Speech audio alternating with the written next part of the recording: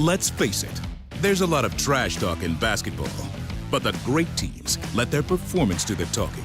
Like Ford F-150 with Pro Power on board, a class-exclusive industry-first feature that turns your truck into a mobile generator and leaves the competition speechless. Ford F-150, official truck of the Grizzlies. Greatness starts here at your Mid-South Ford dealer. Class is full-size pickups under 8,500 pounds, GVWR. Memphis Cat is back with his Heaven on Earth tour. I tried to be incognito, but thanks to Shannon Sharp's loud mouth, the gig is up. February 22nd in the FedEx Forum. In my spare time, I infiltrate the Illuminati. Look for their secrets. Run back. Tell y'all. Don't miss this year's most talked about comedy icon live. He's back with brand new material, an unmatched wit, and an electrifying performance. Get tickets at Ticketmaster.com. When it's all on the line, you turn to the strong, the stable, the unwavering. To those with a history of raising their performance to meet the moment. It's true in basketball. It's true in banking. Grizzlies checking from Pinnacle. Play hard. Bank easy. Open a Grizzlies checking account with at least $100 and a recurring direct deposit by August 31st. And you could receive a $200 direct deposit bonus into your account. Details at grizzliesbanking.com. Member FDIC.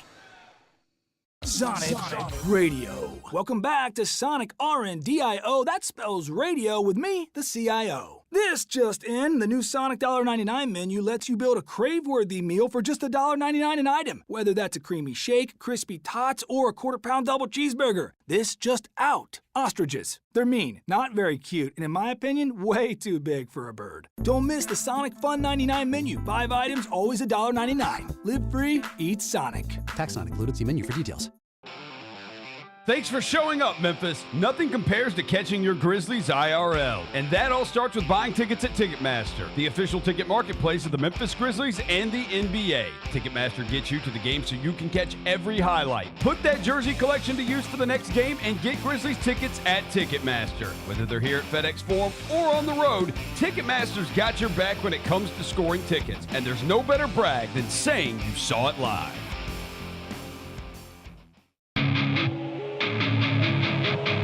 Our fans have a huge impact on our ability to play to the level that we're striving for. Drop off, Durant. Oh! Well, you wanted home crowd involvement. I love those moments where you see our guys engaging in the fans, and the fans just get pumped up. They are standing in FedEx Forum. I would hate to be on the other side with the opposition when FedEx Forum's rolling. That's such an unbelievable relationship that our group has with our fans. Kroger shoppers and Grizz fans, one exclusive last-minute discounted ticket deals texted straight to you during the Grizzlies 2024-2025 season. Sign up with the new Kroger Buzzer Beater deal. Fans can sign up by texting Grizz to 636-479 or visit your local Kroger store in the Delta Division and scan the QR code. By signing up, you agree to receive recurring automated promotional and personalized marketing text messages from the Memphis Grizzlies. Consent is not a condition of any purchase. Message frequency varies. Message and data rates may apply. A night of comedy with Sebastian Maniscalco and Jim Gaffigan. Now, is this a family? Is this your mother? Where is she? Is she in the crowd? You don't know where your mom is. The mom's up there. What kind of family is this? I'm sorry. Sebastian Maniscalco and Jim Gaffigan. I went ziplining for the last time. What is wrong with us? Would you pay $200 to feel like you're about to die 6 times? Live in Memphis, FedEx Forum, Friday, February 21st. Get tickets now at livenation.com. Thanks for showing up, Memphis. Nothing beats catching your Grizzlies IRL, and nobody knows that better than you. So next time you want to hit up a game, Ticketmaster's got your back with tickets to every upcoming matchup. Whether you're catching the Grizzlies at home or on the road, you'll find tickets at Ticketmaster, the official ticket marketplace of the Memphis Grizzlies and the NBA. Keep putting that jersey collection to use and get Grizzlies tickets today. There's no better brag than saying you saw it live. See you courtside again soon, Memphis. How about them Tigers? How about Go the Tigers. Go. Beat Tulane in a game that nobody called. Nobody thought was going to happen. They were a 2-touchdown underdog, and they got the win. Number 25 in the AP right now, number 24 in the coaches poll right now. So this is a Tigers football team that's going to end the regular season ranked in both major polls, possibly ranked in the CFP as well, with 10 wins. That's a damn good season. The Odds Couple, live at 2 p.m. on YouTube at Grind City Media and the official Grind City Media app. Live from downtown Memphis, this is the Chris Vernon Show on YouTube at Grind City Media and the official Grind City Media app. Now, here's your host, Chris Vernon.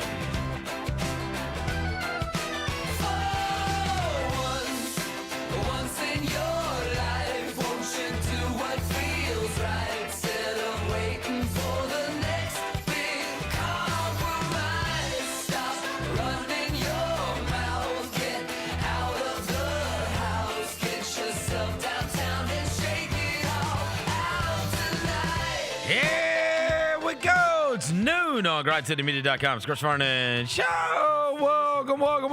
Welcome. It is the Thursday, February 13th, 2025 edition of the show. Today on the show, Grizzlies played one last game before the All-Star break as they played in Los Angeles last night at the new Intuit Dome.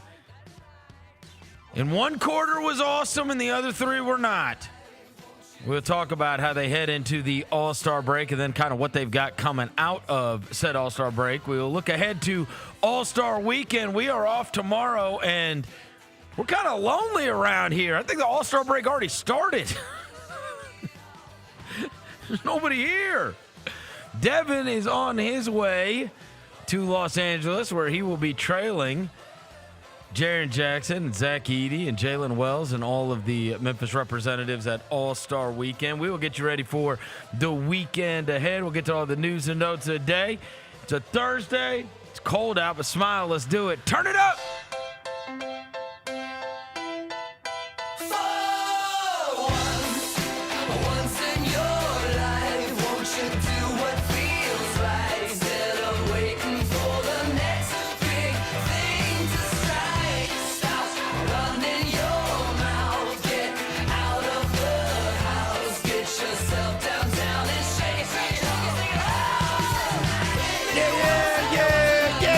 Everybody's having a good day.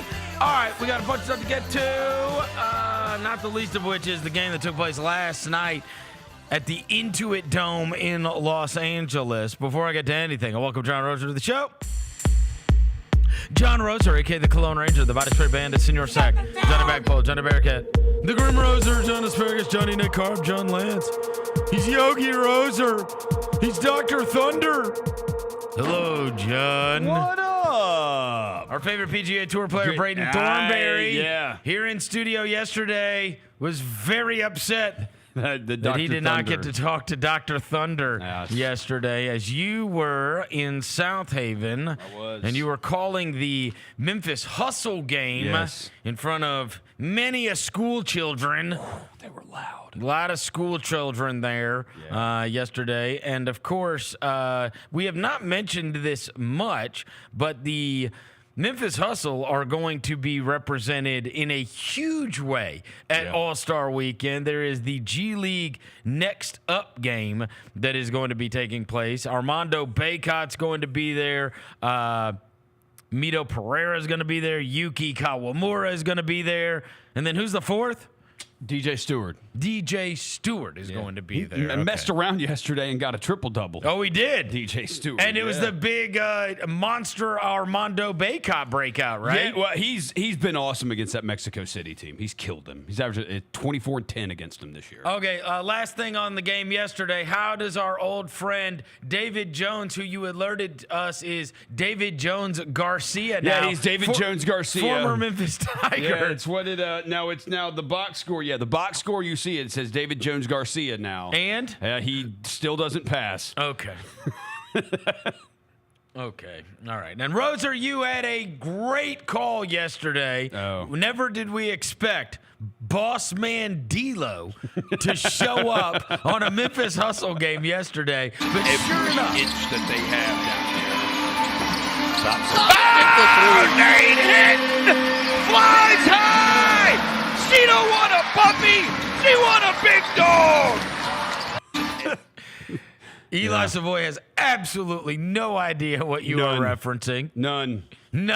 No clue. And you gave credit to Devin Walker and Boss Man D-Lo. Boss Man D-Lo, because his song with La Tyler. and Devin, because I would have no idea about that song if Devin didn't quote it. So. Okay. So yesterday got semi-depressing when I started thinking about the fact that I was going to stay up until 9:30 p.m. Central Standard Time to watch the Grizzlies play the Clippers. And as I started thinking about it more, I texted you guys and I said, oh no, it just dawned on me that we very well may get run out. I said, I'm not even going to bring on the grumpy Grizzly today. I don't think that this warrants the grumpy Grizzly, and I will tell you why. So, a couple things here. First, rousing victory in Phoenix. They were able to get the win over the Phoenix Suns. Did it get unnecessarily stressful? Indeed it did. But they won. Yes. So you got that great feeling. Now you're jumping on a plane, and you are headed to the City of Angels after a win with one game left before the All-Star break. And I was like, and so I started thinking through it, and I was like, yeah, this is going to be terrible. And then you send me from the Undertaker's account known as Grizz PR. that Undertaker gong hits anytime it tweets. That Vince Williams and Ja Morant are unavailable for this back-to-back in Los Angeles following a win in Phoenix. And there was a part of me that said to myself, All-Star Weekend's coming up. I understand what's happening here. I understand that they probably didn't just get to L.A. and go to bed with one game left before the All-Star break. And now Ja Morant's not playing. And now Vince Williams not playing. You know what? I may get to go to bed a little bit earlier than I intended. And then the first quarter happened. And the Grizzlies, when I say shot fireballs all quarter, could have had 42 if the Santi Aldama half-court shot at the end of the quarter. Right. God, I was like, okay, what is happening? I'm like, maybe they didn't go out. Maybe they didn't do it. You know, maybe they're here to play. These guys, this is a good way to go into the All-Star break. Yeah. I'm like, okay, there's going to be some severe regression to the mean. Desmond Bane's got 16 in the first quarter. Everybody's knocking down threes. They're shooting like 80% from three. I'm like, all right, there's going to be some regression to the mean, but, I mean, you built yourself a little lead here. You're already up 11. And then it started getting crappy in the second quarter, and then came out in the third quarter, and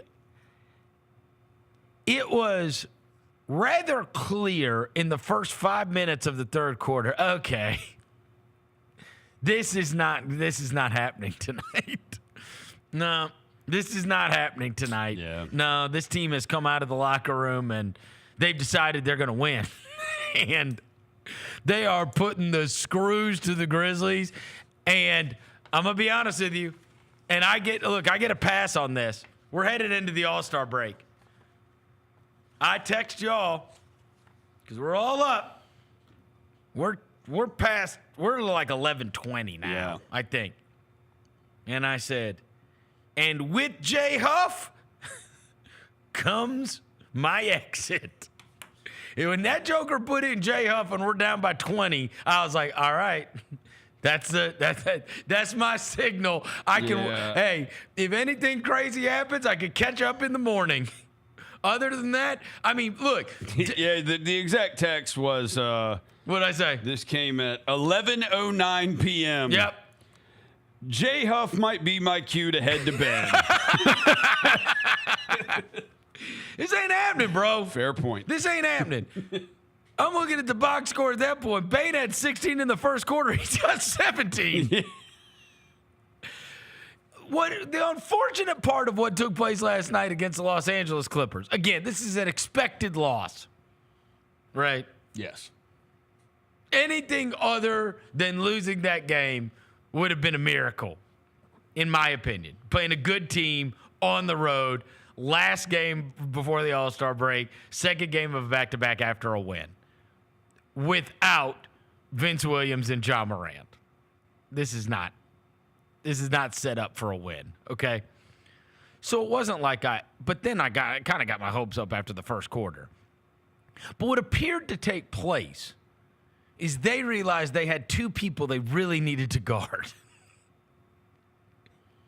And once they decided that was the case, I thought things got extremely difficult for the Grizzlies. Yeah. Once they decided, hey, that guy, 22, we're not going to let him score, and we're going to make sure that we're locked in on him, including because this bastard is shooting it 38 feet from the basket, so we're going to guard him even 38 feet away, okay? Because he may pull it from there. Yeah. And we're going to guard it, and then every time the tall guy gets it, just run a second guy at him. Dez also had to shoot it from there because if he got closer, Kawhi just was going to take it from him. I mean, even in that second quarter, it started, and it was just like, give me the ball. Yeah. They were just taking the ball from the Grizzlies. Yeah. So the turnover thing is obviously mega disappointing again, but that's been a thing this year. It's been a thing against good teams this year. The disappointing thing is the scenario that's set up where you were playing against the Clippers, because that is one of the teams that you could very easily see when it comes playoff time, depending on how the rest of their season plays out. They're going to be right around that area if you hold on to your spot where they could likely be the 7 when it all comes around. But I will say that I was not mega disappointed that they lost that game. I think just the way it played out at the beginning of the game, where they were shooting they were making everything, and it looked like they were getting up and down the court, flying up and down the court. They were getting good shots, and they were making those shots, and then it just all went to hell for the last 3 quarters. And the same thing I spoke on yesterday is the same thing I'll speak on today. The best thing that can happen is what took place over the course of the last 2 games, and you split those, and I'm talking about best thing that can happen in reference to Jaren Jackson Jr. The best thing that can happen is that happens now. And it happened prior to the All-Star break, where you've got 30 games now. And I will hope that treatment does start to continue as they return from said All-Star break. He was living in a different world, and this is the maturation of a real star in the league. This is what happens. Now, and I said this yesterday. I said, look, it was disappointing what happened with Jaren. He's throwing the ball all over the place. It's on the touch. They're doubling him against Phoenix. But what I'm telling you is this is the best possible thing that can happen to him. And what I hope is that was not a one-off. Because what's going to happen is the worst thing that can happen is you get into the highest leverage situations and then you don't know how to deal with it. And you don't have time to figure out how to deal with it. It takes reps, a lot of them, in order to figure out, here's what I do. Here's my decision tree on this stuff. Because there has been no decision tree. It's get ball, mismatch, score ball. He can score on the small guys. He can score on the big guys. He can score on anyone. But now he's seeing 2. Now he's seeing 3. And what happened a few years ago was when the Grizzlies played in the playoffs, and this is what I talked about with Morant. Said everybody's like, what's wrong with Morant? Oh, is he hurt? This is the Minnesota series. It's like, no, bro, there's nothing wrong with him. He's seeing they're not going to allow this anymore. if they're going to play him straight up with a little guard, he's going to go crazy. And he did. He had like 40-something points, 50-something points. Golden State tried to play him straight up, and until he got hurt, he was cooking them. It's like, you have a decision to make. What are we dedicating to this guy? So Minnesota, who has routinely had the best game plans, says, we are going to dedicate one of our long wings. We're going to bury our whoever, Conley or whoever's playing point guard for us. We're going to put him over somebody else, right? We'll let him guard the small forward or whoever the hell it is, right? What we're going to do here is we're going to take one of these long wings. We're going to take an Edwards. We're going to take a McDaniels. We're going to take it to whoever. And then every time they kind of try to come set that high screen, like every time, there is no corner to turn. He's seeing two, no matter what. He's seeing two every time. And Utah, the first year in the playoffs, didn't work. Because what they did was they said, he's seeing two, but two's at the rim. And he didn't care about Rudy Gobert. So he's just driving, stopping up short, finishing. Going straight to the basket. Like he had one where he almost scored 50 points and like all of them were in the paint. And so what Minnesota did and what New York has done and some other teams have done is what they say is, we're going to have you guard, we're going to guard you with a wing. And now that corner you turn, bro, we're standing at the free throw line. Like, you don't get to come all the way to the basket because you can finish with both hands and you're acrobatic and you can take the bump and finish, or you might just yam on somebody. So what they do is they make you see the second person high. We're not letting you get to that. So the more people take away Jaren's left, the more people run two guys at him and make him make a decision, the better this is going to be, because I'm telling you, I've seen this happen. And then you get to the playoffs and it's like, the great ones figure it out. And then, as you see with so many, and this is what happens to a lot of rookies, now there are so many rookies that get on the court that what I'm finding is a lot of people go, well, what's going on with their, sophomore slumps, is what they say. Sophomore slumps. Because it really was Morant's third year that he took off. Yeah. Because guess what? Because your rookie year, you get to go through it completely. You get to play. And there's really not a book on you. So you just get to play it out. And there's really not a book on you. And then by the time you come back to that second year, they're like, don't let him do this, don't let him do this, don't let him do this. And now, the ones that have long careers, the ones that become stars, the ones that become superstars, they don't get blockaded by that. They figure it out. Oh, you're doing that? I'm doing this, right? And so we have seen this maturation of Jaren where it's gone from really good NBA player, an elite level defender, to star level offensive player. And now that next ascension is to a totally different class. That is all NBA, all world, superstar level stuff. If you can deal with that, because the great players, the best players, that's what they have to deal with. And he has never been treated like that until recently. And now he's being treated like that. They say, you know what, man, we're taking you out. And then these other guys, because what you saw in the Phoenix game was now it starts to free up Morant. If I'm dedicating 2 to you, I can't always dedicate 2 to him, right? That's how you become the team that you can eventually become, because people sell out on Morant, and it has had great benefit to the others.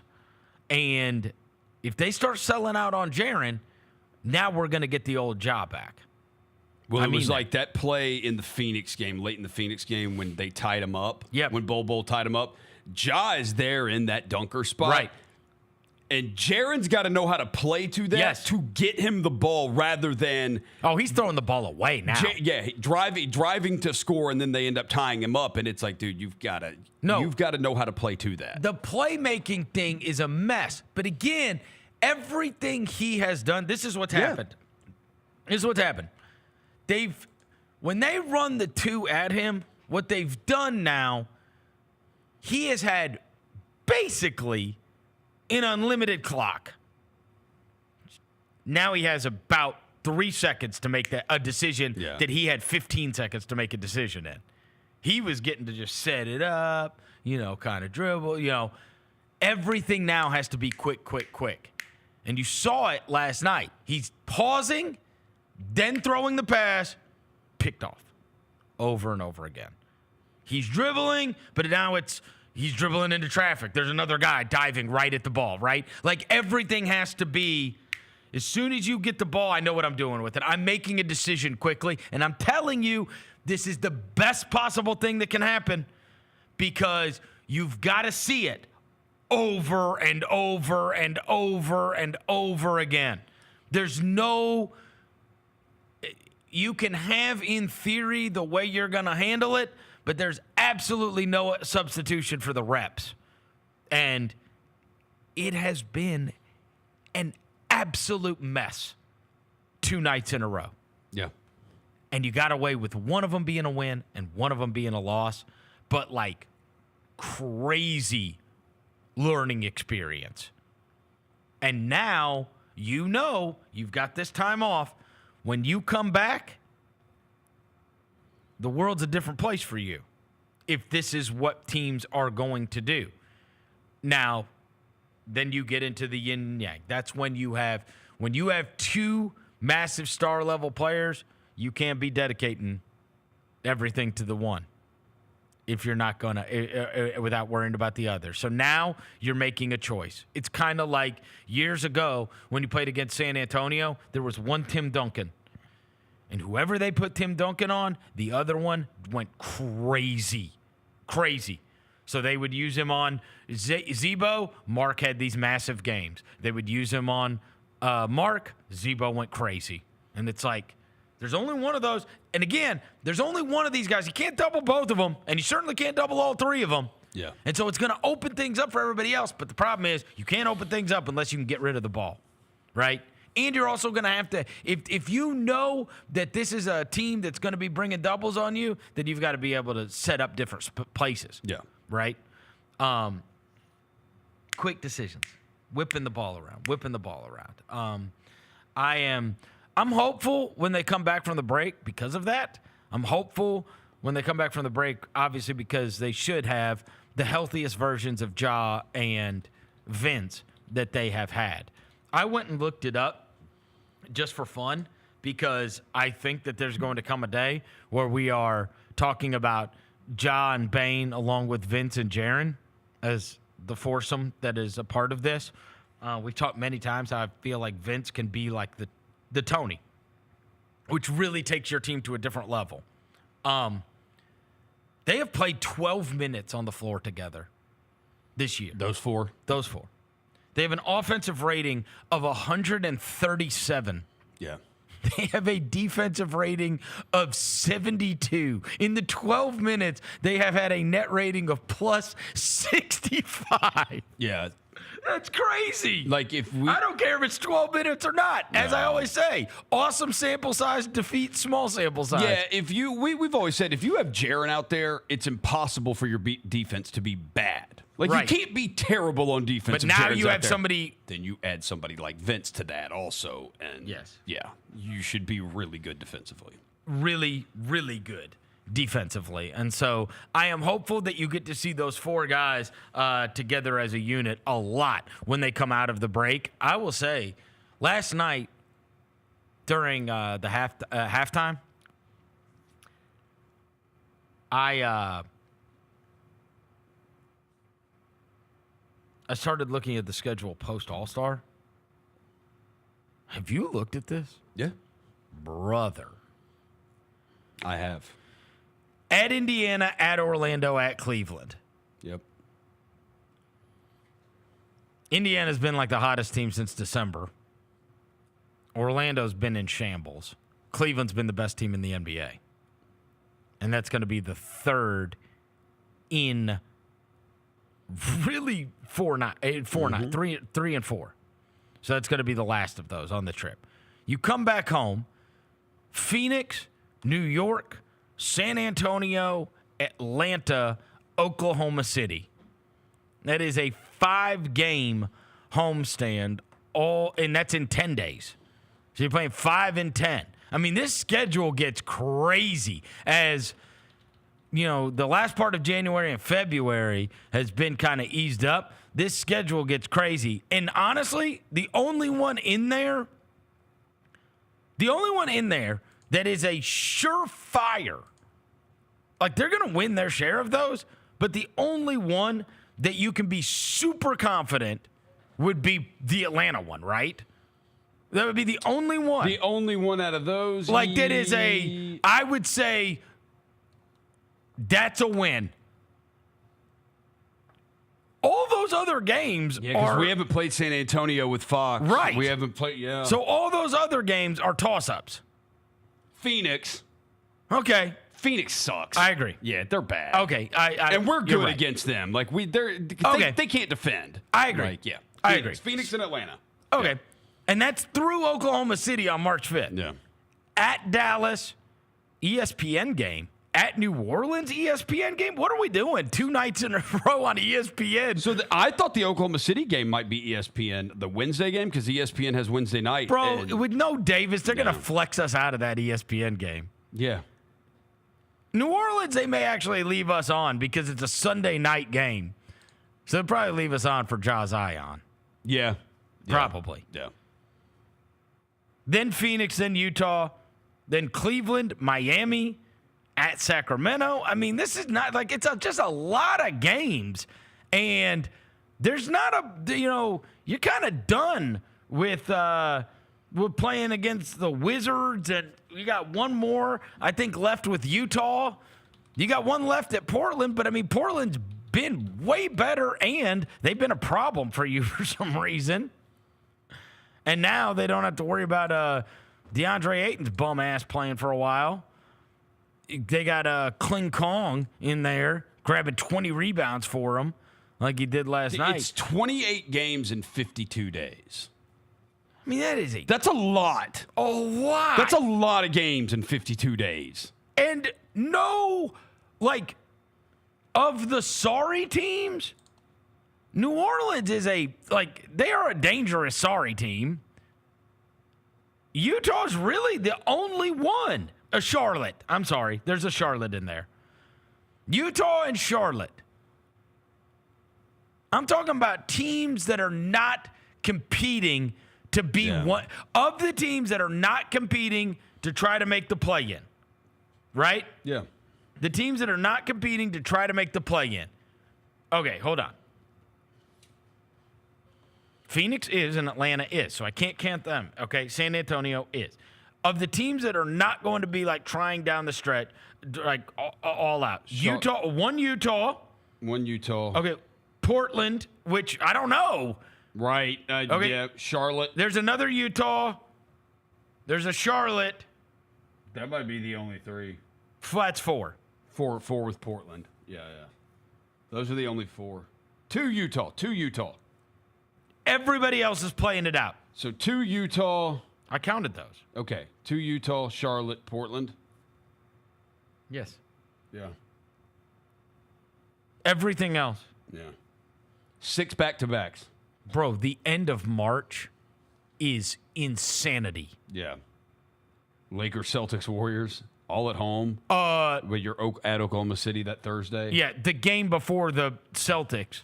Yeah, the last game. At Oklahoma City, then Lakers, Celtics, Warriors. That'll be a great win at Oklahoma City. It's the last game of a 5-game road trip. We'll sit everybody for Utah. Yeah. And try to win there. Trust and believe. They'll play everybody for the Clippers, sit everybody for Utah. Because we can beat the Jazz without. And then try to be healthy for at Oklahoma City. Yeah, because we did that against. Remember, we played that Saturday night at Boston. Yep, and we beat them. And then we had a game the next night at Washington, and nobody played, and we killed the Wizards. That's the way it'll play out. Yeah, that Utah game. And so if you're planning on traveling at that point, I wouldn't expect to see all the stars in the Utah game at Utah. No, when that comes around. But bro, this schedule is raw. It is. It's tough. There's nobody that's you got of the 28 games left. You got 4 that are against like the teams that probably aren't trying to win. Coming right out the gate with a back-to-back out of the All-Star break. You come off right with the back-to-back in 3 and 4 nights on the road. Yes. And the third of the 4 is Cleveland. Yeah. At Cleveland. Now, hopefully, when Indiana, do we play Cleveland here? We play Cleveland here on Friday, March 14th. Okay. Oh, that's the night before the Tony ceremony. Yeah. Because the Tony ceremony is the 15th. Dude, yeah, we got a back. So that'll be a back-to-back Cleveland-Miami. Home back-to-back. Dude, we got look, we play 20. Oh, I know that one because, look, that whole week is the bane of my existence. That is my kid's spring break. Oh, yeah. Phoenix. We have 4 home games in 1 week. Yeah, can't go anywhere on spring break because of that. No, my daughter asked me 2 nights ago. She's like, where are we going for spring break this year? I was like, I don't know where you're going, but I'm not going anywhere. You're like, I'm going to work. I have 4 games in the week. I was like, you can't even I couldn't even do a 3-day weekend. Yeah. Because 4 home games in 1 week is crazy. 4 and 7 days is a lot. That's a lot. It's a lot. So it is. Anyway, I am hopeful because of the extra attention that Jaren got while they played in Phoenix and L.A. And then coming out of the break, I mean, they're going to need everybody healthy. They're going to need everybody healthy for the rest of this thing because this schedule is rough. Yeah, it is. And you got to be able to try to hang on to home court advantage because Denver's been playing great. L.A.'s been playing great. And so you're going to have to win at a pretty high rate in order to be able to keep your spot. You catch one of these, as we've talked about, you catch one of these 5-5s, which isn't that bad, but these teams are going 8-2. Yeah. And the Lakers' schedule is light for a good little while. Now, good thing they lost to Utah, though. Yeah, that was helpful. That was, again. No, thanks for signing Alex Len, too. I told you insane stuff was going to happen this last week. Yeah. That's why I'm not too bent out of shape over anything, because I told you insane stuff was going to happen. Last night I said there's going to be some 50 or 60 or something, and then Jamal Murray had 55 last night. 2 nights ago, Tyrese Maxey had 5 points in a game. Like, what is happening? Paul George, had nothing last night. I mean, and then who knows? Tonight is a death trap for anybody. For all you guys that want to bet on everything, man, I wouldn't. I'm telling you, there is no telling what could take place over tonight because you just don't know. You don't know where teams are going to be. You don't know what kind of focus they're going to have. You're seeing some weird outcomes, and you're going to see some weird stuff take place because we already have this week. That has been standard in the NBA the week of the All-Star game. And then a lot of these guys are going to be headed out. There's a group of them that are going to be headed to the All-Star weekend, and then there's a group of them that's going to be headed to wherever they're going to be going. Turks and Caicos, Cabo, they're going on vacation. So I guess the only big story that came out about All-Star weekend this morning, outside of Scoot Henderson being replaced in the Rising Stars game, was and he was replaced by Julian Strawther from the Nuggets. Is that they weren't able to put together this Steph Sabrina thing, which everybody loved last year. Yeah. And then this year, what they were going to try to do, sounds like Caitlin Clark just ruined it because they wanted to get Caitlin Clark. Yeah. And the second Caitlin Clark wasn't going to do it, then it seemed as if they were going to I figured they're going to ask Clay. Clay was going to say no because he didn't want to be a part of it. And then they just find somebody else and make them Caitlin Clark's partner. Right. But then Caitlin Clark didn't want to do it. And I don't care about her cockamamie reasons as to why she didn't want to do it. The truth is she's tired of everybody making her some kind of focal point to trash her about something. Yeah. And so her involvement would have then caused a whole nother round of you're right. Why aren't they highlighting other players? And why aren't they doing this? It's just like, I'm sure she probably just wants the time off, right? To not even be involved in it. Because I don't buy that. I want my first 3-point contest to be the WNBA. Shut up. Right. This is it's a big stage, and obviously good for the brand. Anyways, and everybody would have loved it with Sabrina and Steph and whoever they were able to get, even if they weren't able to get Clay. But now they're saying Sabrina and Steph aren't even going to do it. And I wouldn't even care. I wouldn't even care that Sabrina and Steph aren't doing it. In fact, I don't care that they're not doing it.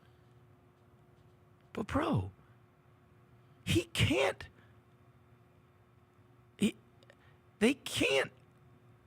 not have him in the 3-point contest then. And he's not.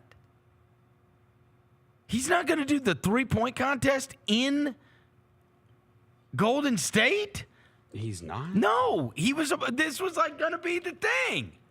He's not doing the 3-point contest. So, like, we're not even going to watch Steph Curry shoot threes in Golden State. Like, they got to bump somebody out of there. Get Buddy Hield's ass out of there. Yeah.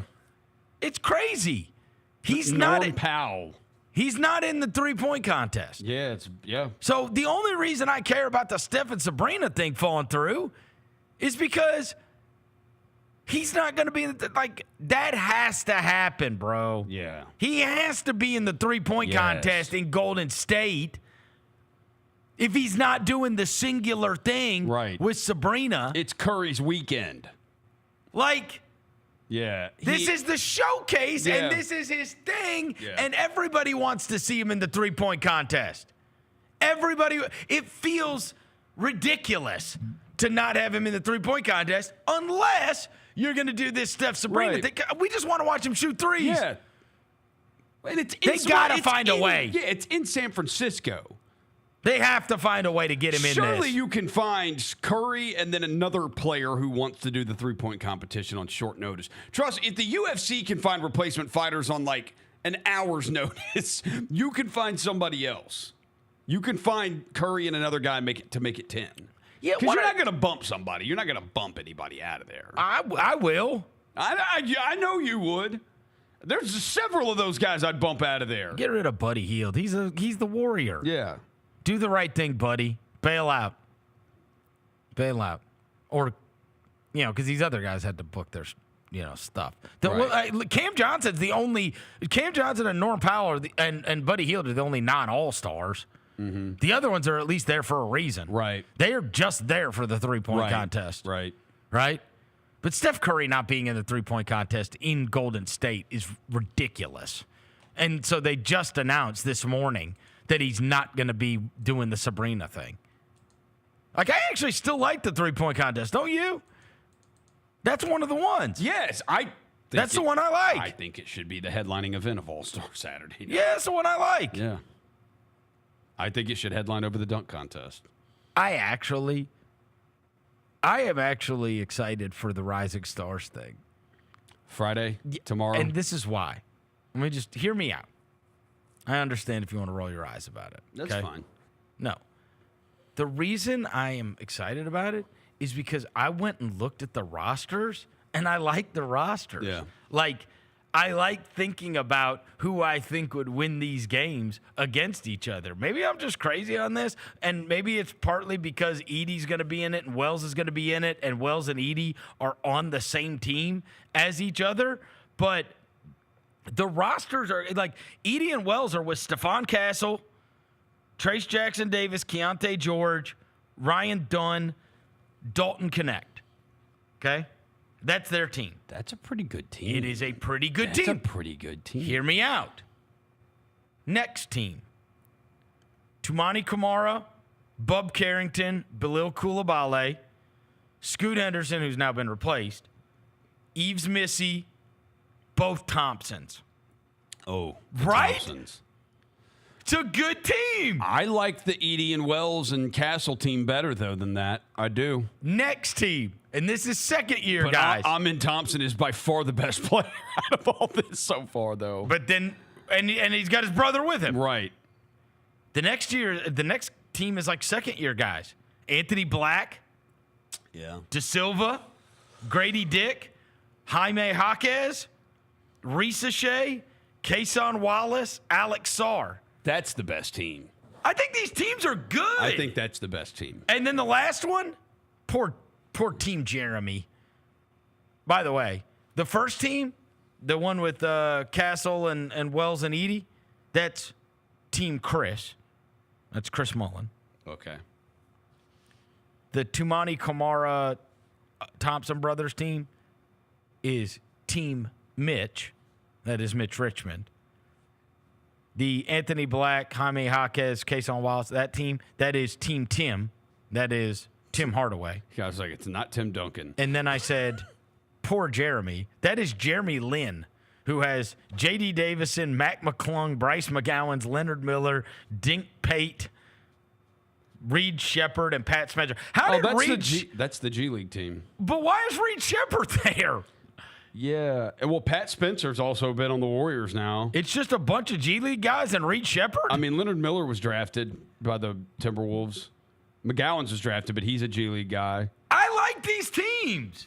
McGowans plays for Rip City. J.D. Davison plays for the Maine Celtics. McClung plays for the Osceola Magic. And Dink Pate, saw him yesterday, plays for the Capitanes. I like these teams. I do. Yeah. You think the second year thing matters at Team Tim, but again, I think the second year thing does matter. But I would take Amin Thompson over any of those players. Okay. Though. So listen to this: the 21 NBA players selected by NBA assistant coaches were split into 3 7-player teams. The 7 G League players selected by the league office comprise the 4th team. New for 2025, the winning Rising Stars team will feature in the All-Star Game mini tournament on Sunday. So here's the thing. Whoever wins this, whoever comes out of this, is in the tournament. Is in the All-Star? Yes. Okay. So one of these teams, whoever plays the best out of this, gets to go and play in the next one. That's why there's only 3 All-Star teams? Because then the winner here is going to make the 4th? Okay. So it is for something. And what do they play for? What do they play till? 2? Like, what's the number? You know, we play like 12 by 1s or whatever, or 22 by 1s and 2s or whatever. All right, hear me out. Team A is going to face Team B in the first semifinal game. Team C plays Team D. Then the winner of Game 1 will meet the winner of Game 2 in the championship game. Okay? For each semifinal game, the winner will be the first team to surpass 40 points. And then the championship game, the winner is going to be the first team to 25 points. So the first game is to 40 points, and then the championship game is to 25 points. Okay. And then... And they go by 2s and 3s? Yes. Okay. Correct. They're playing basketball. They're playing basketball. Playing basketball. Why don't they went 1s and 2s? They're playing to 40, and then they're playing to 25. Okay. The rest for the last game. Okay. But whoever wins that, you want for sure to be in All-Star Sunday, for sure, right? For so sure. I think the Rising Stars is going to be the best of all of this thing. I do. I think it's going to be the best of all of it. Because then they get to, it's Candace Parker is the GM, so she's going to have a Rising Stars game, and they're going to be there, and then those teams are going, and they're going to be playing against the old players. Shaq's OGs. So it's going to be all the young players versus the old players. I actually think this is going to be good. That would be cool. I actually think this is going to be good. I am hopeful. Now that I've read about it and I've seen the rosters, I think this is going to be good. That would be really cool if Edey and Wells' team won. I know. And they got to be their All-Star Sunday. Right? You know what? By the way, I will tell you. No glaze at all. No glaze. No glaze. No glazing. I'm telling you. You have sold this to me way better than the NBA has in the last, the NBA's had how many months to sell this? Right. You just sold it better in 3 minutes than they have in 3 months. I like this. Yeah, I'm for Why it. not? It's something. Why not? We know what happens when they play it the traditional way. They don't care. And I like the idea. Yeah. I think that if you tell somebody you're only playing to 40, Bro, they were playing to 200 in the other games. They were just, They didn't care. Yeah. But if you say we're only playing to 40, and let me tell you this, when Ahmed Thompson and Nasir Thompson come out there and start guarding the hell out of Steph Curry, he's going to care. He's going to care, yeah. I actually think putting the young players in there is going to help things. Yeah, I think that I think the young players are going to care. I think if you want to. And they're not going to want to get embarrassed. That all it takes, this is what we've learned. All it takes is somebody trying. Yeah. Then the other ones will try. So Ahmed Thompson needs to be there. Oh, yes. He is the throw him in something and it will get more competitive. But I promise you this. Anthony Black would try, and Jalen Wells would try. So a lot of those rising stars, whichever rising stars team makes it, they are going to try on Sunday. For sure. They absolutely are going to try. For sure. Yeah. They're going to try. And the other thing is, a lot of times it's like, oh, I don't really want to play that many minutes, and I don't even care about this, and we're just kind of all going through the motions, whatever. If I tell somebody, bro, you have to try a game to 40. That's it. That's all you have to try to. They'll try up to 40.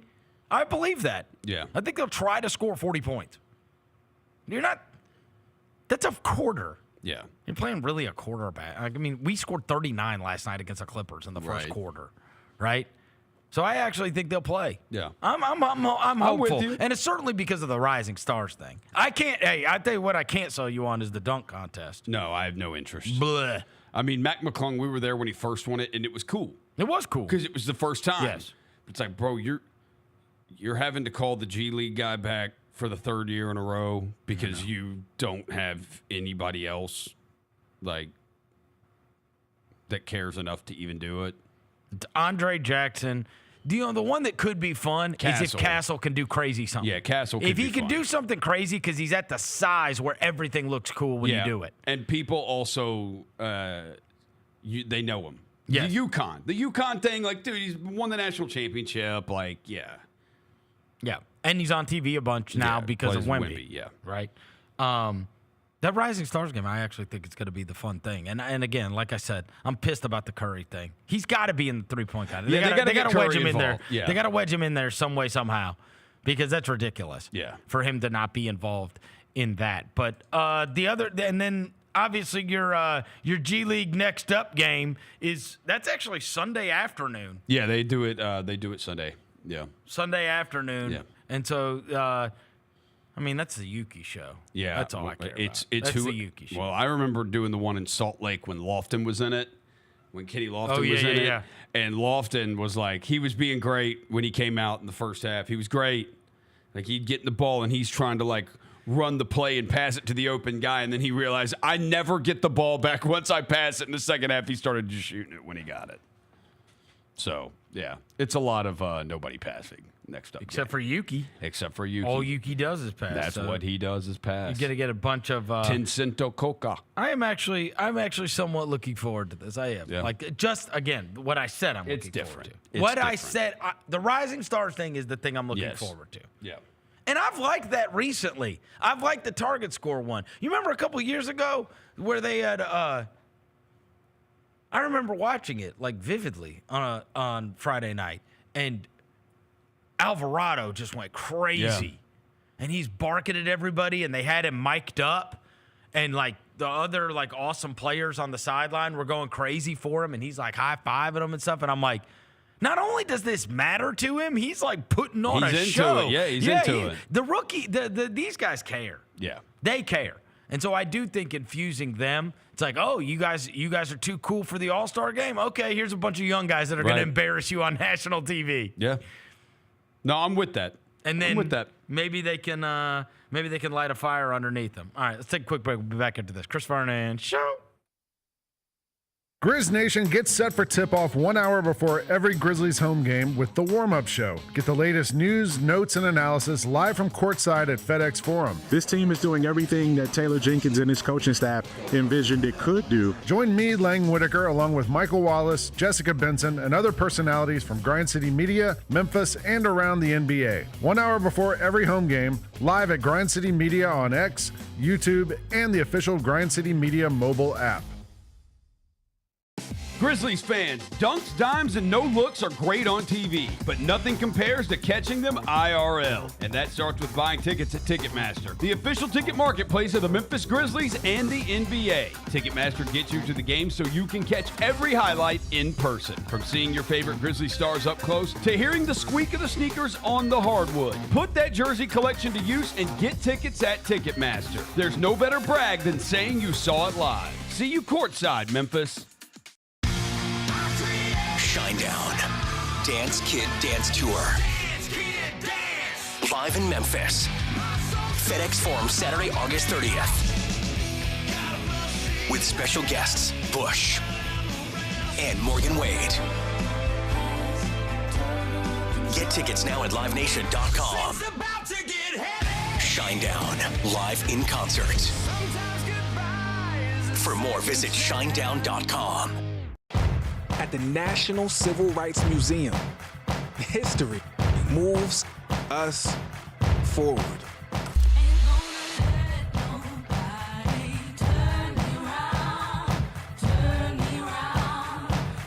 The question remains, how does history move you?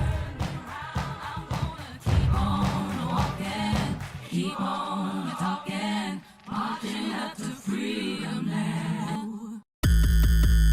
Norris one-handed on the feed. If you go to a hustle game, you're going to see a very fast-paced game. A lot of action, both offensively, defensively. Nice rejection right there. In a great environment at the Landers Center. You could bring family there, kids are running around. Down the lane and one for Zion Poland. And then you're going to see a lot of talented basketball players competing at a high level.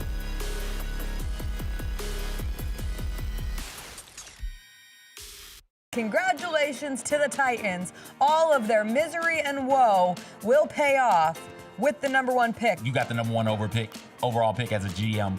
You would do what? You want to know the first thing that comes to my mind? What? Travis Hunter. Okay. He's the best player in the draft. Okay. Tune in to the Jessica Benson Show with CJ Hurt, live every weekday at 8 a.m. on YouTube at Grind City Media and the official Grind City Media app. It's your turn to drive into luxury at Southland Casino Hotel. Join us on Saturdays to win your share of up to $1 million in free play and prizes. And don't miss the chance to take home luxury itself during the grand finale drawings. Drive off in a 2025 Land Rover on February 1st or a 2025 Range Rover on March 1st. 2 vehicles, 2 finales, 1 million ways to enjoy luxury only at Southland Casino Hotel. Must be 21 or up. Play responsibly. For help quitting, call 800-522-4700. Anticipate each challenge. Make a quick response. Capitalize on every opportunity. And win. Greatness won't wait. It's true in basketball. It's true in banking. Grizzlies Checking from Pinnacle. Play hard. Bank easy. Open a Grizzlies checking account with at least $100 and a recurring direct deposit by August 31st. And you could receive a $200 direct deposit bonus into your account. Details at grizzliesbanking.com. Member FDIC. Kroger shoppers and Grizz fans, want exclusive last-minute discounted ticket deals texted straight to you during the Grizzlies 2024-2025 season? Sign up with the new Kroger Buzzer Beater deal. Fans can sign up by texting Grizz to 636-479 or visit your local Kroger store in the Delta Division and scan the QR code. By signing up, you agree to receive recurring automated promotional and personalized marketing text messages from the Memphis Grizzlies. Consent is not a condition of any purchase. Message frequency varies. Message and data rates may apply. Can't wait. It's time to get it popping. It's going to be crazy. The fans are going to be loud. We need just energy. We're going to need, the Forum rocking. We're going to need, everybody in Memphis to be out there to come to support. When the fans are good, we're good. Simple as that. A Bane three. Yes, sir. Desmond Bane with ice water in his veins. We'll ride the energy together. Welcome back to the Chris Vernon Show on YouTube at Grind City Media and the official Grind City Media app. Now, back to your host, Chris On one morning Vernon. bright and clear, my old folks and I drew near, just a village down in sunny Tennessee. I'd been speeding on that train that would bring me back again to to that girl I left in sunny Tennessee. I could hear those voices singing as she bid farewell to me.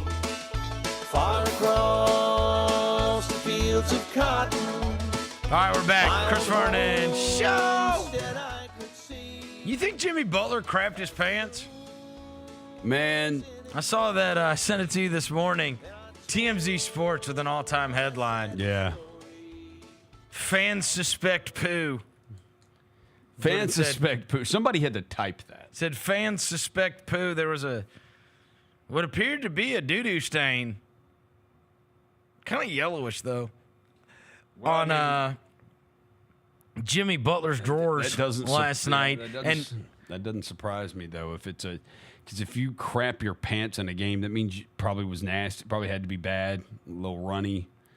Yeah. So, that it this is gross. Slips out. Yeah, I mean, do you think he crapped his pants?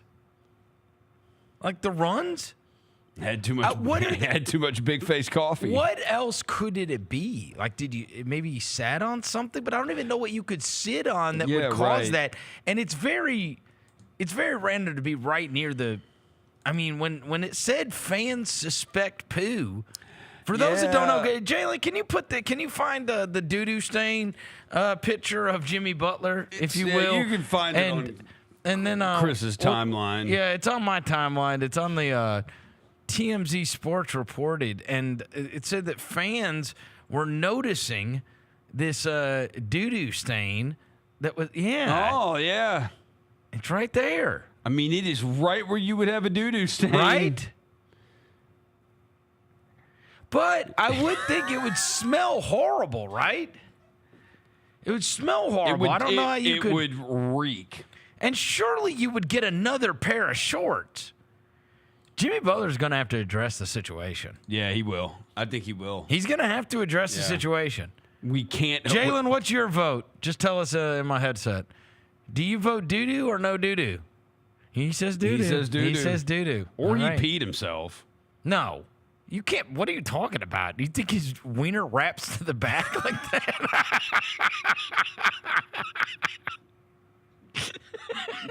We just pissed and it got everywhere. What do you think his wiener wraps all the way to the back was the front of his shorts Are you out of your yellowed? mind? Good grief, Roser.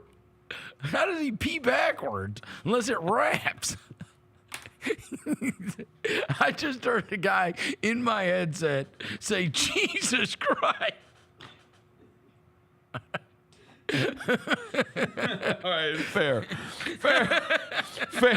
It's not pee. It's not gonna be. And also, there's no way your pee can be that yellow that it would stain like that. You'd have to be really dehydrated. No, but it still wouldn't do that. I've had some pretty yellow pee before in the morning time. This is way too much information, but let me just say. That's what happens when you don't drink water a lot before you go to bed. Jimmy Butler is going to have to address the situation. He will. There's no way around it. He has to address the situation. Well, they play tonight in Houston. I'm expecting the responsible Houston media to ask this question. Yes. Because if they don't, did you do last night? People are going to end up forgetting about it. Did you do in your pants? Or he needs to be asked before the game. I mean, super unfortunate they were wearing white uniforms. Yeah, very unfortunate. On the road wearing white. Yeah, very unfortunate to be wearing white uniforms because you could probably pull that off in a lot of other uniforms without because it just easy looked like detection. It just looked like That's sweat. Right. That's right. Yeah. It's honestly the biggest story in the NBA. It's the one that it's the one that matters the most. The Jimmy Butler doo-doo is bad. Fans suspect poo, it said. So you think it's poo? I'm trying to come up with different things it could be, and I'm at a loss. The only other thing that can't. Did he sit on like yellow Gatorade or something? That's the only thing that could. The only other thing it could be is you sat on something. You sat, like but yellow I don't know Gatorade. what you sat on. Yeah. That would cause that kind of a stain. Yeah. But I also think it's crazy to poo your pants in a basketball game. It seems like something you could control. Yeah. I mean, Paul Pierce did it. Yeah. And then got in a wheelchair. Jimmy Butler should have gotten in a wheelchair last night. Should have gotten in a wheelchair. I do want to mention before we get into fill in the blank, great news from John Rothstein, the college basketball reporter. Tyrese Hunter is available tonight for the Memphis Tigers against South Florida. Yeah, let's go. That is extremely important. He is essential to what Memphis does. They're playing at South Florida, and as Gary and Bennett were talking about, it's just all these landmines, right? It's like these quad 3 losses that could really hurt you, but a win doesn't really help you. And I would also say that you're in a position right now where nobody's going to say, like, if you take a loss to South Florida, they're still going to murder you for it. And they're not going to say, give him a break, Tyrese Hunter didn't play. Nobody's going to care, right? So it is mega important that you have him in order to avoid possible landmines, because that's the other thing that is thankless about this conference is that even if you lose a game, we know how important Tyrese Hunter is to the operation. But if you lose a game without him, nobody is giving you grace for losing to South Florida without Tyrese Hunter, even though you probably should get some grace for losing without Tyrese Hunter. You're not the same team. But whereas a lot of teams will get some grace if they're playing against, like, they're like, it doesn't matter if you have Tyrese Hunter or not. You can't be losing to South Florida if you're,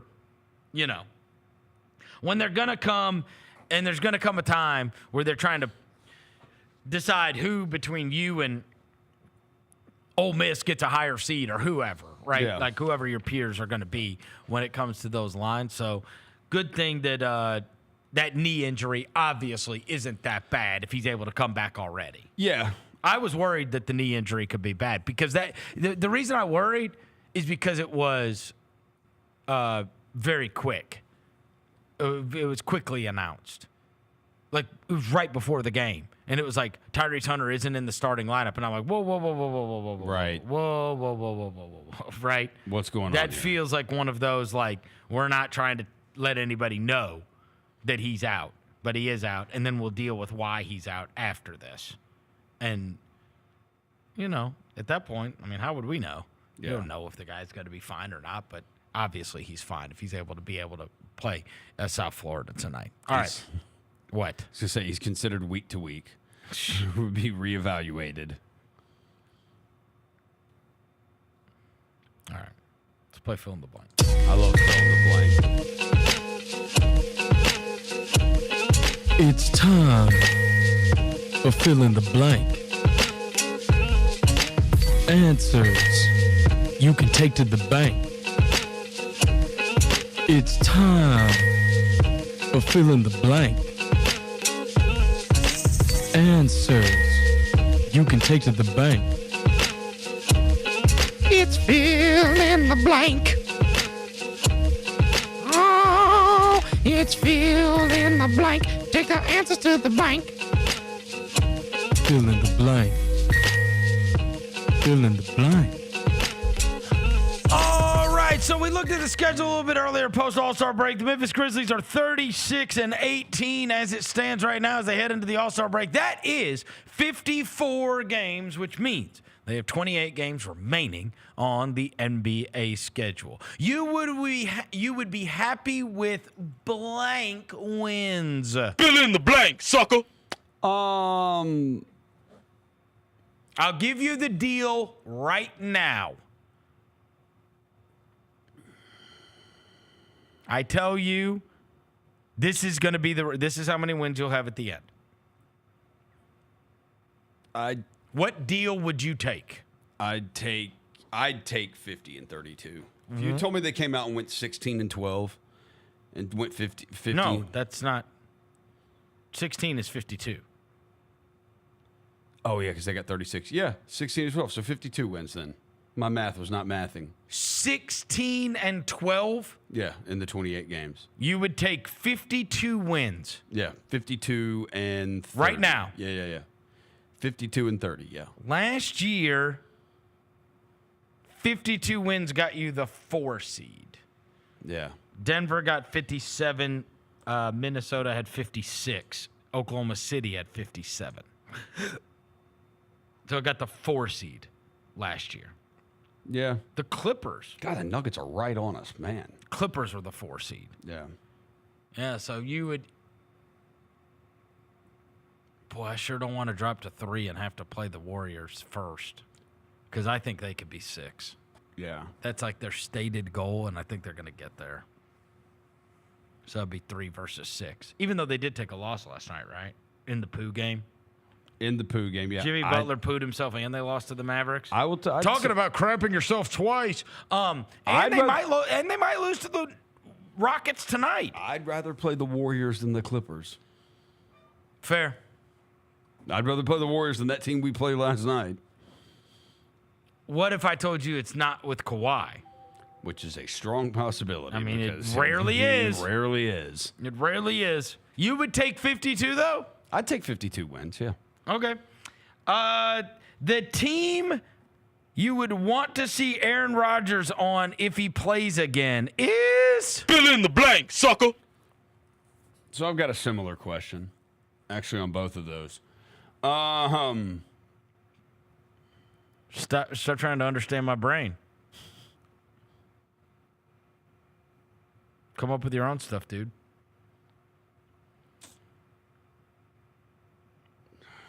Who would I want to see Aaron Rodgers play for?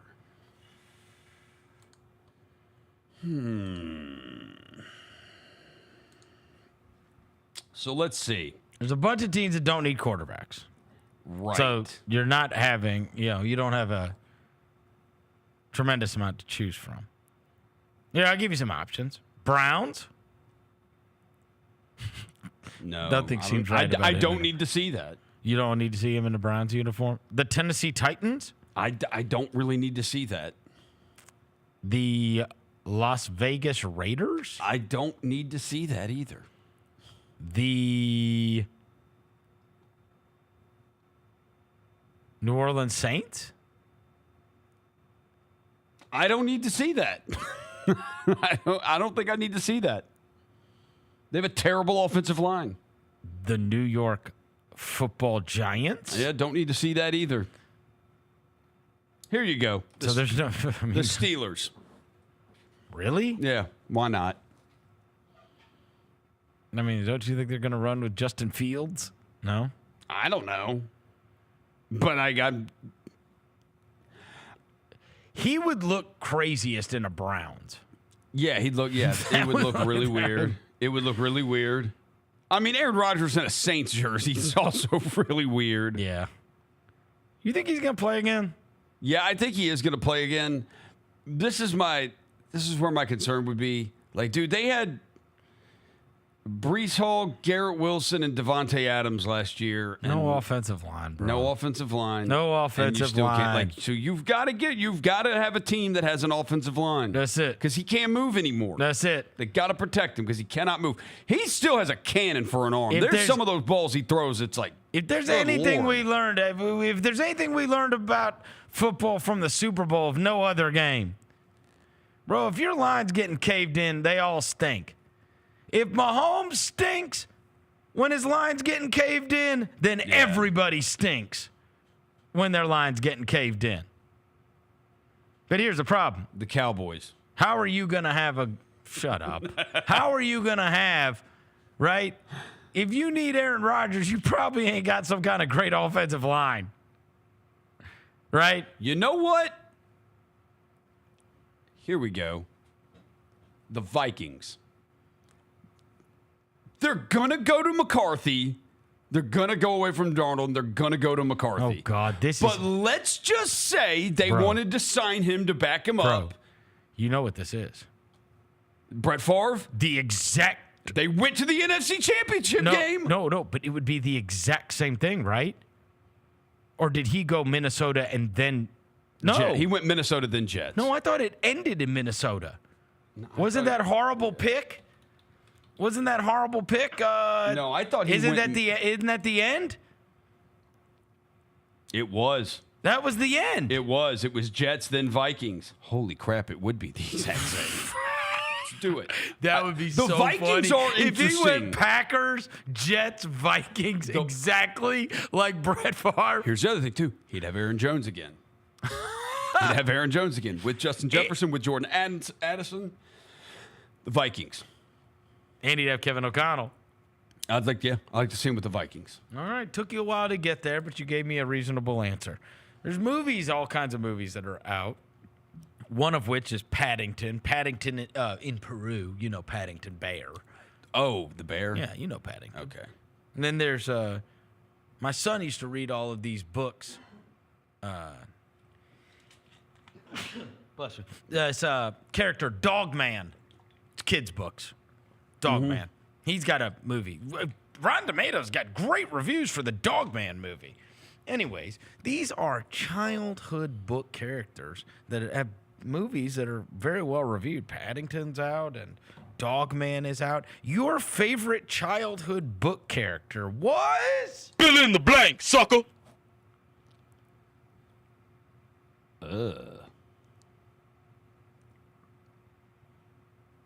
Jalen says his was Captain Underpants. I don't know who that is. My son read Captain Underpants. I don't know who that is.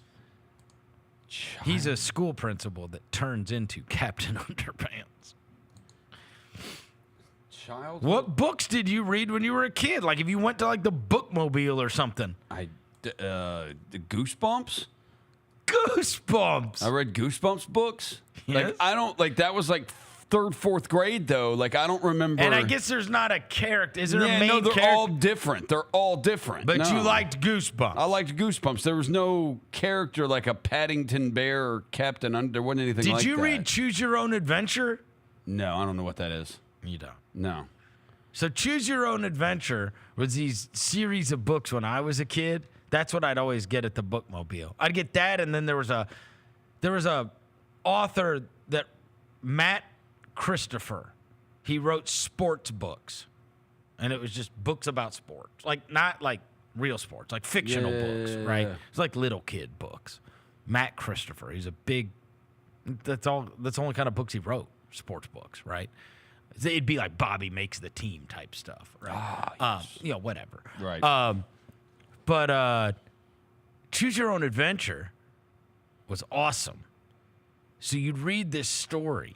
Yeah. And it would be like, say, like read like the first 6 pages. Isn't there a Netflix show that's kind of like this? I think there is. Yeah. Oh, yeah, where you can choose. Okay. Yeah. So anyways, Choose Your Own Adventure. And so, like, let's just say you and your friends are going to go, you guys are going to go looking for something in the woods that your friend lost, right? He said he left it in the woods and he lost it. So now you're walking through, and then this old man comes up to you and he says, "What are you guys doing back here?" And so you say, "Oh, we're just going to find this thing, whatever." And then it'll be like, to run off the other direction, turn to page 36. To continue talking to the old man, turn to page 72 or whatever. So it was like everything always had a different way you could deal with it, right? I loved these books. Right. Oh, I read them all the time. Where it was I was constantly, and I would stay engaged because now I'm getting to make a choice. And then when you would finish, I'm choosing my own adventure. And then when you were finished, you'd go back and choose the other. What would have happened if I would have done the other thing, right? Right. Yeah, they need to bring those back if they're not around anymore. Choose Your Own Adventure books were awesome. And make kids want to read again. Yeah, those were awesome. I wonder whatever happened to those. I don't remember any of the characters from them, but it was a cool concept. Yeah. It's Goosebumps. Is there a Goosebumps movie? Yes, there is a Goosebumps movie. Did you watch it? No. Is it horribly reviewed or well reviewed? I think there's multiple Goosebumps There's movies. multiple There's one that came out in 2015. Who knew? 78% from the audience, 62% from the 78 from the critics, 62 from the audience. All right, give me a critic. So not bad. All right, hang on. We got to view all critics. We got to go to the top critics. And then get a bad one. Find a bad one. Who hated Goosebumps? Well, this was a short one. There's got to be a there's a rotten. Did any of them? Oh, Lanika Cruz from The Atlantic. Oh, The Atlantic, of course.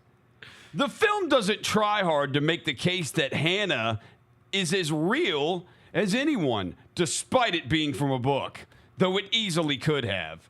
That's Goosebumps' implicit premise when it comes to the monsters, after all. I know what that means.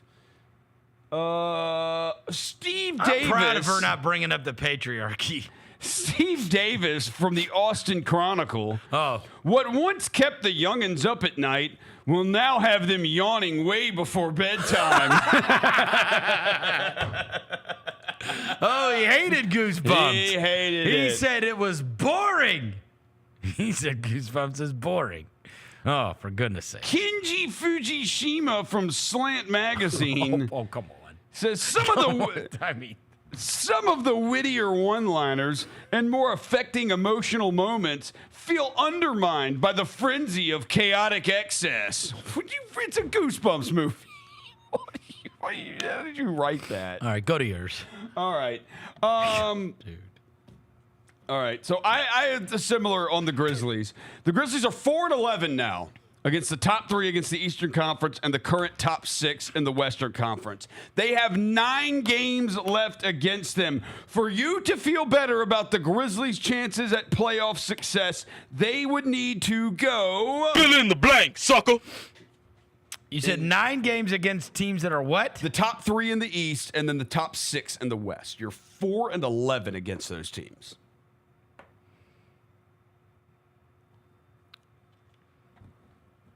You beat. All right, I'm not going to bang on them for losing at Cleveland. We covered that. Yeah. That's a 3rd and 4 night at Cleveland. Yeah.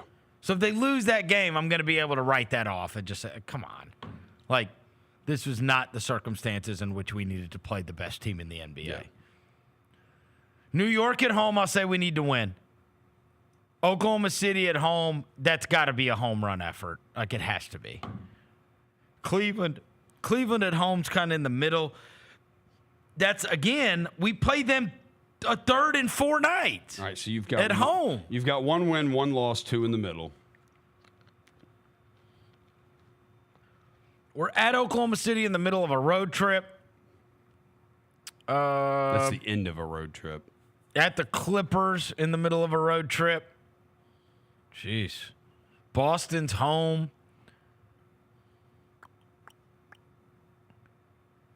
I'll say we need to get at least 4 of these. Okay, so 4 wins. Yeah, 4 and 5, and I'll you say feel 4. okay. Yeah. By the way, they're 5-11. 5-11. I'm sorry. All right, I'll say 4. Yeah. But that's only circumstance. God, those are bad spots. There's a couple of these that are bad spots. Yeah. Like they're I'm saying they could be losses to bad teams. Yeah. So they're the last thing on earth you need to be doing is playing an amazing team. Right. You're probably, any win you get on a 3rd and 4 nights or a 4 and 6 nights is a good win. But I mean, like a couple of those, like of the biggest games, fall into that territory. So I'm going to cut them a little bit of slack, not knowing the complete circumstances, but just schedule wise. Yeah. But yeah, dude, you can't be getting 1 out of every 3 of those. You still got to be close to 500, I think, for me to feel good. Yeah. Yeah, because obviously, look, 4 of those wins, that'd be an Oklahoma City win goes a long way, a Boston win goes a long way, a Cleveland win goes a long way. Like any of those. But I just need 4 of them. I need 4 that make me know. Because right now, if I said, I mean, what? Like you would say Boston? At Boston? Yeah. What other awesome win? Because so one of these wins, Denver, they didn't have Jokic. But what other awesome win? Do you want to? Houston was without Sengun. I know we were without but I mean, Boston. Boston's the win. That's the win, bro. We won 36 games. Well, I mean, the one that, yeah. That makes you feel best. It's the marquee win on the schedule. And by the way, at Boston. And they were on the second half of a back-to-back after playing Milwaukee. Yeah, they played Milwaukee the night before. So yeah. Yeah, I need to get at least 4 more of these. Yeah. To feel like I can get to the second. Hey, Oklahoma City is on the second night of a back-to-back, and they bombed us. So I don't want to talk about them.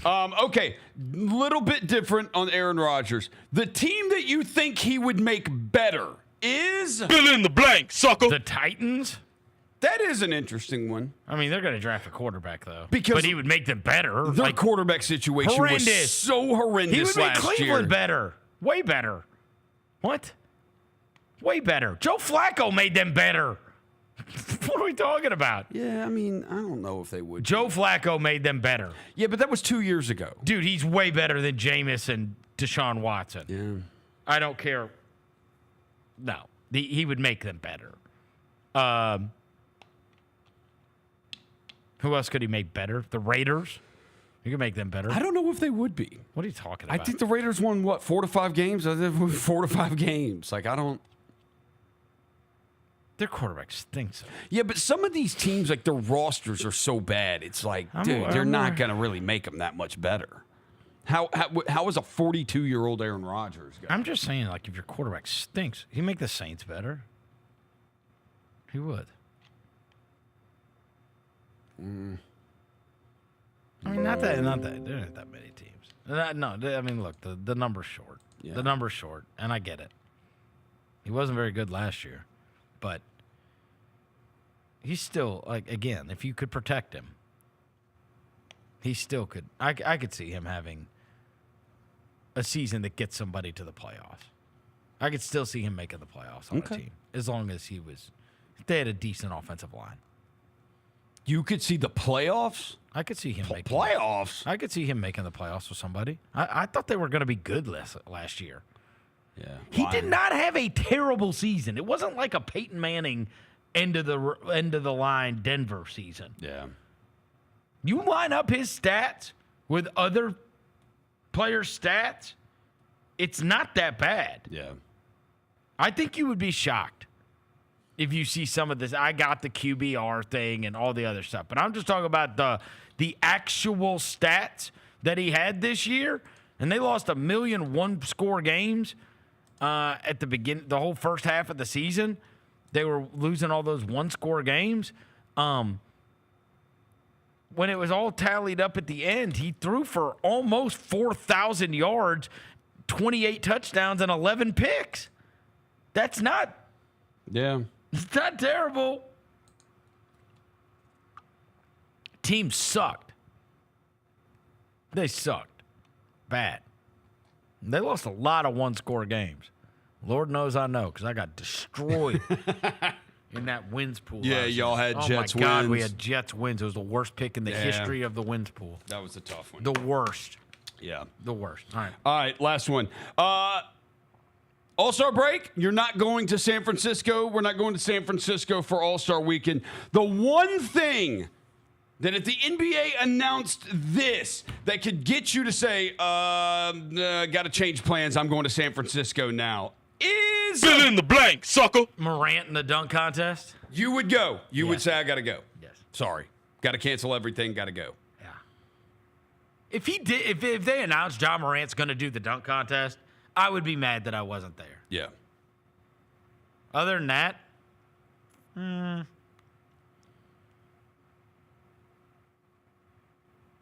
you know what's crazy? I was thinking about this the other day. You know what I would love? And you could probably never pull this off. I would love for there to be a Legends game. Like them go and find, and I'm saying so like right now, do like the 2005 All-Stars, like the ones you can find. Oh, yeah. Yes, 20 years later. The big three? No, 2005 All-Stars. And I'm saying that, like, not the ones that are still around, right? Just find, all right, pull it up. I don't know. I have not looked at this. I don't know who it is. All right, 2005 NBA. Yeah, so like All-Star 20 game. years later. The 2005 NBA All-Star game was actually it was in Denver. Okay. Give me the rosters. Leanne Rimes and Big and Rich did the halftime show. The roster. The West, Kobe Bryant. Okay, we can't use him. Tracy McGrady. I know. Rest in peace, Kobe. Rest in peace. Tracy McGrady. Amazing. Kevin Garnett. Amazing. Tim Duncan. Amazing. Yao Ming. Amazing. The bench is Ray Allen. Amazing. Manu Ginobili. Who's not watching this? Steve Nash. Rashard Lewis, Sean Marion, Dirk, and Amari Stoudemire. Coached by Greg Popovich. Amari Stoudemire could play in his yeah, right. With his curls. Allen Iverson is on the East. Vince Carter, LeBron James, Grant Hill, and Shaq. Do people say, oh, I don't want to watch guys, these guys are so out of shape? I would 100. I'm not kidding you. If you told me, if they announced, surprise, we're running back, we're doing the 20th anniversary All-Star team, as many of the guys as we can to participate, I would go to that. All right. Oh, the bench in the East? Are you telling me how many of those guys do you think? This is a crazy thing. You would be stunned. There's so many of these guys, they literally never touch a basketball again. Yeah, I know. They did it their whole lives, and when they're done, they're done.